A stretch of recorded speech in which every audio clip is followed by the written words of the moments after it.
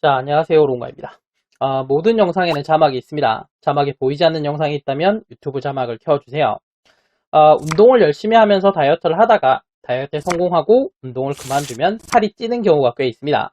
운동으로 에너지를 소비하는 상황에 몸이 익숙해져 있는데 그런 상황에서 운동을 그만두면 에너지가 남으면서 생기는 현상이에요. 이게 요요의 원인 중 하나이기 때문에 평생 운동을 할 생각이 아니라면 운동 없이 다이어트를 해야 요요가 없다는 주장이 있습니다. 저 주장에 대해서 어떻게 생각하느냐 이런 질문이 댓글에 올라왔는데 자세히 이야기해 보도록 하죠.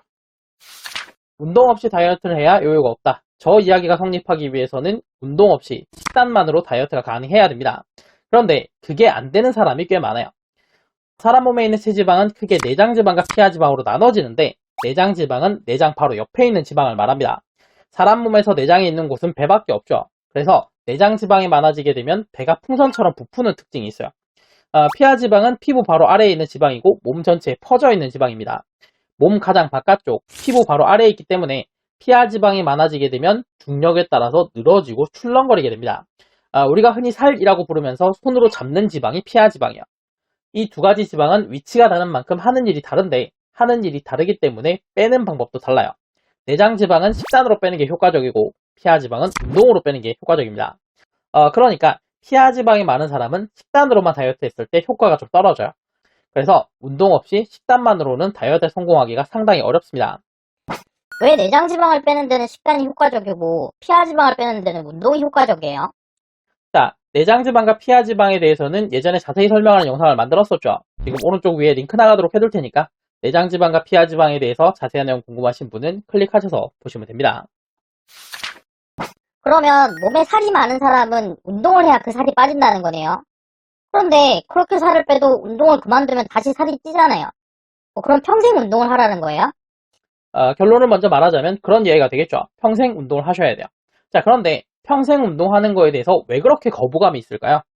운동을 하는 게 힘들다고 생각하기 때문입니다. 힘든 운동을 평생 계속 해야 된다고 생각하니까 엄두가 나지가 않는 거죠. 자, 그런데 애초에 운동이라는 거는 활동의 연장이기 때문에 운동이라고 해서 무조건 힘든 건 아닙니다. 예를 들어서 공원을 걷는 산책도 운동이 될 수가 있습니다. 걷기의 연장이잖아요. 그래서 산책을 걷기 운동이라고 하는 거고요. 몸 어딘가에 문제가 있는 사람이 아니라면 걷는 게 너무 힘들어서 평생 걷고 싶지 않다라고 이야기하는 사람은 없죠. 자, 그러니까 운동이 힘든 이유는 내가 힘든 운동을 선택하기 때문입니다. 힘든 운동을 선택하지 않는다면 그걸 계속하는 게 그렇게 부담스러운 일은 아니에요. 아니, 시작은 가벼운 운동이 좋은 거 알겠는데 점진적 과부하라고 운동 강도를 점점점 높여가야 되잖아요. 그러면 결국 힘든 운동 해야 되는 거 아니에요? 이 부분에 대해서 오해가 많은데 점진적 과부하로 운동의 강도를 높인다고 계속 힘들어지는 게 아닙니다. 자, 운동을 하면 근육이 발달을 하고 근육이 발달하면 운동 수행 능력이 높아지게 돼요. 그래서 같은 볼륨의 운동을 반복하게 되면 그 운동이 점점 쉽게 느껴지게 됩니다. 대표적인 예가 스쿼트 30일 챌린지 같은 거죠. 운동을 전혀 하지 않던 사람이라면 첫날 30개의 스쿼트도 힘든데 30일 동안 꾸준하게 스쿼트를 해서 마지막 날 200개의 스쿼트를 할 수 있게 되면 첫날에 힘들었던 30개의 스쿼트는 이제 힘든 일이 아니게 됩니다. 그러니까 내가 처음 운동을 시작했을 때 그 운동이 나에게 10 정도로 힘들었다면 운동을 꾸준히 계속하게 되면 그게 점점 낮아져서 1이 돼요. 자, 이렇게 되면 이제 운동이 전혀 힘들지가 않죠. 그리고 몸도 변화가 없습니다. 여기서 몸을 좀 더 바꾸고 싶다면 운동의 강도를 높여야 되는데 운동의 강도를 높이게 되면 힘든 정도가 다시 10으로 늘어나게 돼요. 이게 점진적 과부하입니다. 그러니까 운동의 강도를 높인다고 해서 힘듦의 정도가 10, 20, 30 막 이렇게 계속 높아져서 나중에는 지옥을 경험하는 게 아닙니다. 힘들었다가 익숙해져서 편해지고 운동의 강도를 높이고 다시 조금 힘든 거를 반복할 뿐인 거야. 그리고 운동을 한다고 해서 무조건 점진적 과부하를 해야 되는 게 아닙니다. 앞에서 이야기했듯이 몸이 운동에 적응하게 되면 더 이상 몸에 변화가 없게 되는데 이때 몸을 더 변화시키기 위해서 운동 강도를 높이는 거죠. 그러니까 다이어트에 성공하기 전까지는 운동 강도를 조금씩 높일 필요가 있지만 다이어트에 성공해서 지금의 내 몸이 마음에 든다. 그렇다면 거기서 운동 강도를 더 높일 필요가 없습니다. 그 강도의 운동을 그냥 계속 반복하셔도 돼요. 같은 강도의 운동을 계속 반복하게 되면 점점 쉬워지게 되고 나중에는 매일 그 운동을 하는 게 아무것도 아닌 일이 됩니다.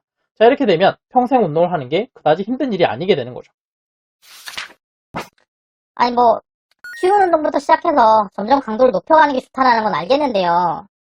이게 쉬운 운동을 하면 다이어트 효과가 없잖아요. 그리고 운동이 익숙해지고 쉬워진다고 하는데 아무리 쉬워진다고 해도 아무것도 아닌 게 되겠어요? 운동을 하지 않고 지금 그냥 생활하는 것보다는 더 힘들 것 같은데. 자, 우선 꽤 많은 사람들이 운동으로 칼로리를 소모하면 그 칼로리만큼 체지방이 빠진다고 생각을 합니다. 그래서 다이어트 목적으로 운동을 할 때는 칼로리 소모 많은 운동을 하려고 해요. 자, 근데 문제는 칼로리 소모가 많다는 거는 그만큼 운동이 힘들다는 걸 이야기하는 겁니다. 그러니까 운동으로 소모하는 칼로리만큼 체지방이 빠질 것이다. 이 생각 때문에 쉬운 운동은 칼로리 소모가 적어서 다이어트가 안 된다라고 생각을 하고 힘든 운동을 해야 많은 칼로리 소모해서 다이어트가 된다라고 생각하는 건데 이게 아니에요. 운동으로 소모하는 칼로리에 따라서 체지방이 줄어드는 게 아닙니다. 운동하는 것 자체가 의미가 있는 거지 운동으로 소모하는 칼로리는 그다지 중요한 게 아니에요. 자, 그리고 같은 볼륨의 운동을 꾸준히 했을 때 그 운동에 익숙해지고 편해지는 정도는 생각보다 훨씬 더 큽니다. 실제로 수렵 채집 생활을 하는 전통 부족과 하루 종일 사무실에 앉아있는 사무직 종사자의 대사량을 비교했더니 하루에 소비하는 칼로리에서 차이가 없다는 결과가 나오기도 했어요. 잠깐만요. 지금 이해가 잘 안 되는데 운동으로 소모하는 칼로리만큼 체지방이 줄어드는 게 아니라고요? 그리고 수렵 채집 생활을 하는 부족이랑 사무직 종사자의 하루 대사량이 같다고요? 그게 정말이에요? 네, 정말입니다. 왜 그런지에 대해서는 다른 영상에서 자세히 이야기했었죠. 지금 화면에 영상이 두 개가 나오고 있을 텐데 왼쪽에는 운동으로 소모하는 칼로리만큼 체지방이 줄어들지 않는 이유에 대한 영상을, 오른쪽에는 수렵 채집을 하는 부족과 사무직 종사자의 하루 대사량이 같은 이유 영상이 나오도록 해두겠습니다. 관심 있는 영상 클릭해서 보시면 돼요. 자, 이번 영상이 도움되셨다면 구독, 좋아요, 공유, 댓글 부탁드리고 저는 다음 영상으로 다시 돌아오겠습니다.